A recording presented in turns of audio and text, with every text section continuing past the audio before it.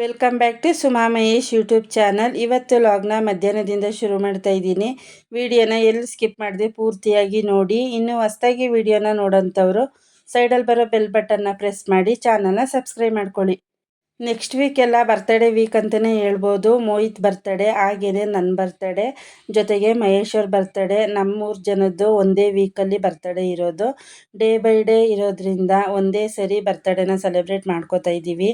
ಇನ್ನು ಇವತ್ತು ಕೆಲಸ ಎಲ್ಲ ಮುಗಿಸಿ ಬರ್ತಡೇಗೆ ಬಟ್ಟೆ ತರೋದಕ್ಕೆ ಅಂತ ಹೇಳಿ ಸಿಟಿಗೆ ಹೋಗ್ತಾ ಇದ್ದೀವಿ. ಮೋಹಿತ್ ಕೂಡ ರಜೆ ಇರೋದ್ರಿಂದ ನಾನು ಬರ್ತೀನಿ ಅಮ್ಮ ಅಂತ ಹೇಳ್ದ. ಇವತ್ತು ಅವನು ಕೂಡ ಸಿಟಿಗೆ ಕರ್ಕೊಂಡು ಹೋಗ್ತಾ ಇದ್ದೀನಿ.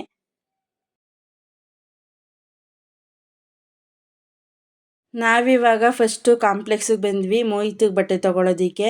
ಪ್ರತಿ ಸರಿನೂ ಇದೇ ಕಾಂಪ್ಲೆಕ್ಸಲ್ಲಿ ಇದೇ ಶಾಪಲ್ಲಿ ಬಟ್ಟೆನ ತೊಗೊಳ್ಳೋದು. ಬಟ್ಟೆಗಳಂತೂ ತುಂಬ ಚೆನ್ನಾಗಿರುತ್ತೆ, ಹಾಗೆಯೇ ಕ್ವಾಲಿಟಿ ಕೂಡ ತುಂಬ ಚೆನ್ನಾಗಿರುತ್ತೆ. ಇನ್ನು ಪ್ರತಿ ಸರಿ ಬಟ್ಟೆ ತೊಗೊಳ್ಳುವಾಗ ನಾನು ಮತ್ತು ಮಹೇಶ್ ಅವರು ಬಂದು ಮಕ್ಕಳಿಗೆ ಬಟ್ಟೆನ ತರ್ತಾ ಇದ್ವಿ. ಮೋಹಿತ್ ಮತ್ತು ಕುಶಲ್ ಅವ್ರಿಗೆ ಯಾವ ರೀತಿ ಬೇಕೋ ಆ ರೀತಿ ಹೇಳ್ತಿದ್ರು, ಅದೇ ರೀತಿ ಹುಡುಕಿ ತೊಗೊಂಡು ಹೋಗ್ತಾ ಇದ್ದೆ. ಇನ್ನು ಇವತ್ತು ರಜೆ ಇದ್ದಿದ್ದರಿಂದ ಮೋಹಿತೇ ಬಂದಿದ್ದಾನೆ, ಅವ್ನಿಗೆ ಯಾವ್ದು ಇಷ್ಟ ಆಗುತ್ತೋ ಅದನ್ನು ನೋಡಲಿ ಅಂತ ಹೇಳಿ ನಾನು ಕೂಡ ಅವನಿಗೆ ಸುಮಾರು ಬಟ್ಟೆನ ಚಾಯ್ಸ್ ಮಾಡಿ ತೋರಿಸ್ದೆ. ಇನ್ನು ಫೈನಲ್ ಆಗಿ ಅವ್ನಿಗೆ ಯಾವ್ದು ಇಷ್ಟ ಆಯಿತು ಅದನ್ನು ನೋಡಿ ತಗೊಂಡ.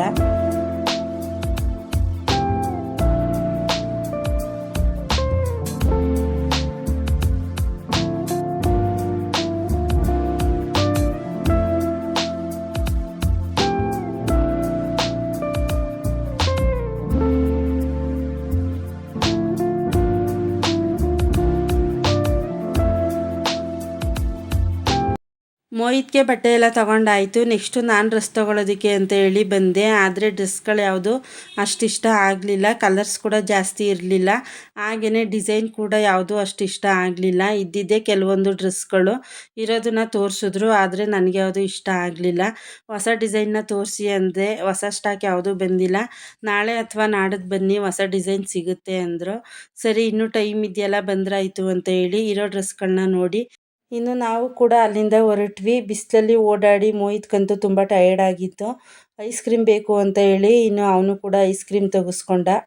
ಸಿಟಿಯಿಂದ ಬರ್ತಾ ಹಾಗೆಯೇ ಮನೆ ಹತ್ರನೇ ಇರೋ ಮಾಲಿಗೆ ಬಂದ್ವಿ. ಇನ್ನು ಮನೆಗೆ ಕೆಲವೊಂದು ಗ್ರಾಸರೀಸ್ ಐಟಮ್ನ ತೊಗೋಬೇಕಿತ್ತು, ಅದನ್ನೆಲ್ಲ ನೋಡಿ ತೊಗೊಂಡ್ವಿ. ಜೊತೆಗೆ ಐಸ್ ಕ್ರೀಮು, ಮಿಲ್ಕ್ ಶೇಕು ಅದನ್ನೆಲ್ಲ ಮಾಡೋ ಇಂಗ್ರೀಡಿಯೆಂಟ್ಸ್ ಎಲ್ಲ ಮನೇಲಿ ಖಾಲಿಯಾಗಿತ್ತು, ಅದನ್ನು ಕೂಡ ನೋಡಿ ತಗೊಂಡೆ.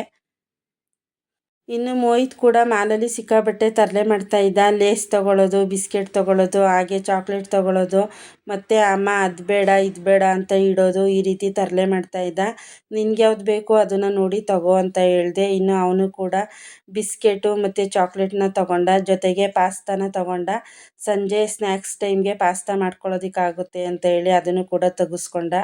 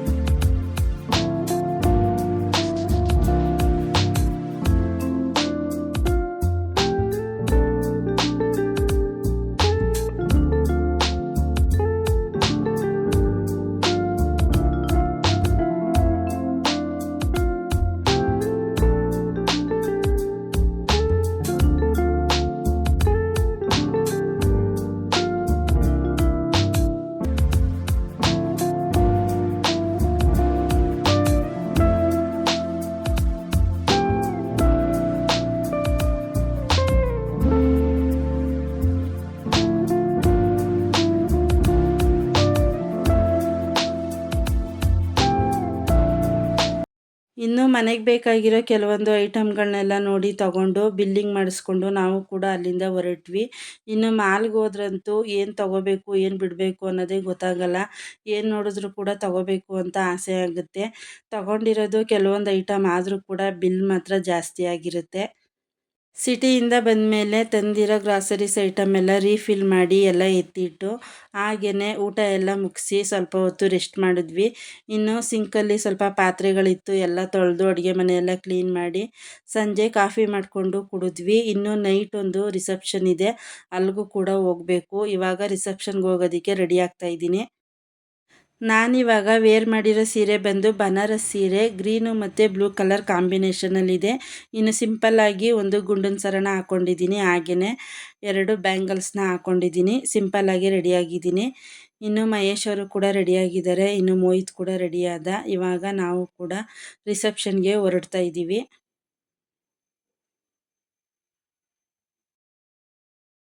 ನಾವು ಕೂಡ ಇವಾಗ ಫಂಕ್ಷನ್ ಹಾಲಿಗೆ ಬಂದ್ವಿ. ಜನ ಅಂತೂ ಸಿಕ್ಕಾಪಟ್ಟೆ ಇದ್ದರು. ಫಸ್ಟು ರಿಸೆಪ್ಷನ್ಗೆ ನಿಂತ್ಕೊಳ್ಳೋಣ ಅಂತ ಹೇಳಿ ನಾವು ಕೂಡ ಸ್ಟೇಜ್ ಹತ್ರ ಬಂದ್ವಿ.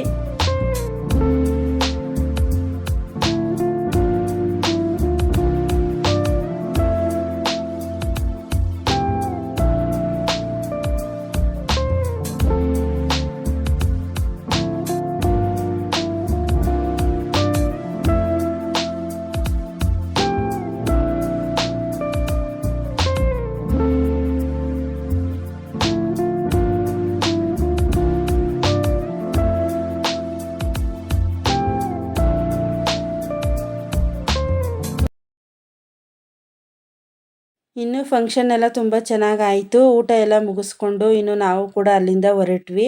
ಇಲ್ಲಿಗೆ ಇವತ್ತಿನ ಲಾಗ್ನ ಮುಗಿಸ್ತಾ ಇದ್ದೀನಿ. ನಾನು ಮಾಡೋ ವಿಡಿಯೋ ನಿಮಗೆ ಇಷ್ಟ ಆದರೆ ಲೈಕ್ ಮಾಡಿ, ಕಾಮೆಂಟ್ ಮಾಡಿ, ಹಾಗೆಯೇ ಫ್ರೆಂಡ್ಸ್ ಆ್ಯಂಡ್ ಫ್ಯಾಮಿಲಿಗೆ ಶೇರ್ ಮಾಡಿ.